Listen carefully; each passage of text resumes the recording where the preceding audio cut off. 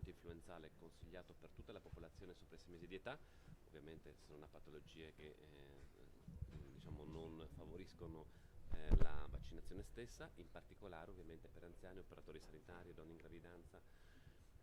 L'anti-Covid è raccomandato per chi ha più di 60 anni e sempre per categorie ovviamente del personale sanitario, per chi sta in strutture sociosanitarie e per tutte le persone fragili.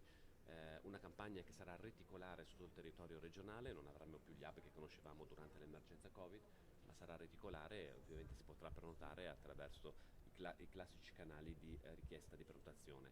Vaccinarsi è importante per proteggere il singolo, abbiamo visto che anche il virus influenzale può portare a complicanze delle volte molto gravi, in alcuni casi drammatici pure la morte, e quindi tutela il singolo la vaccinazione, ma tutela la comunità. Nei picchi influenzali o di Covid aumentare le necessità di ospedalizzazione ovviamente mettono sotto stress il sistema.